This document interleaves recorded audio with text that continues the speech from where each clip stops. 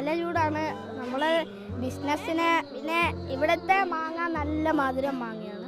എങ്ങനെയുണ്ട് മോനെ, ചൂട് എങ്ങനെയുണ്ട് ഇപ്പോ? ചൂടത്ര ഇല്ല, നല്ല നല്ല ചൂടുണ്ട്.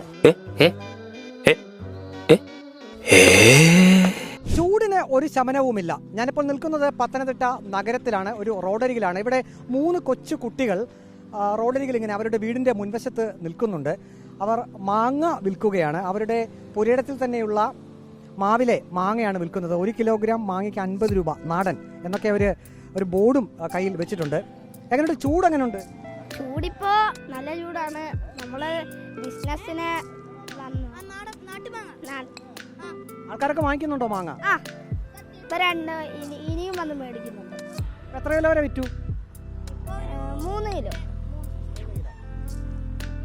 എങ്ങനെയുണ്ട് മോനെ, ചൂട് എങ്ങനെയുണ്ട് ഇപ്പോ? ചൂടത്ര ഇല്ല, നല്ല നല്ല ചൂടുണ്ട്. ഞാൻ ആദ്യം ചൂടില്ല എന്ന് പറഞ്ഞത്. അത്യാവശ്യത്തിന് നല്ല ചൂടുണ്ട്. ഇവിടെ തണലുണ്ടല്ലേ?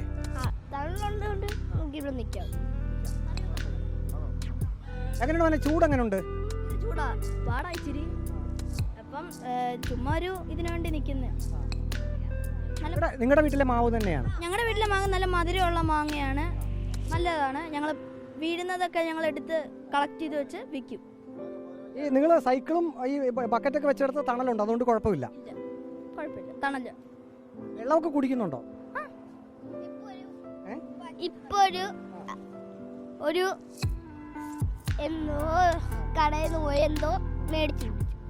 പിന്നെ ഇവിടുത്തെ മാങ്ങ നല്ല മധുരം മാങ്ങയാണ്, നല്ല ടേസ്റ്റുമാണ്. ഇടയ്ക്കൂടെ ഒരു പബ്ലിസിറ്റി അല്ലേ? വെള്ളം കുടിച്ച ആവശ്യത്തിന്. Vacation activity. എത്ര രൂപ വരെ കിട്ടിയപ്പോ? കുറേ പൈസ കിട്ടി. നമ്മള് വീട്ടിലെ മാതാപിതാക്കളൊക്കെ പറഞ്ഞു തരാറുണ്ടോ നമ്മൾ വെയിലത്ത് നിൽക്കരുത്, ഭയങ്കര ചൂടാണ്, വെള്ളം കുടിക്കണം? തണലത്ത് നിർത്തിയതേ ഉള്ളൂ. ഞങ്ങൾ ഇവിടെ നിൽക്കുമായിരുന്നു, അപ്പൊ തണലത്ത് നിൽക്കാൻ പറഞ്ഞു. നിൽക്കരുത്. അതാണ് കൊടും ചൂടാണെങ്കിലും വെക്കേഷനൊക്കെയാണ്. കുട്ടികൾ മാങ്ങ വിൽപ്പനയാണ്.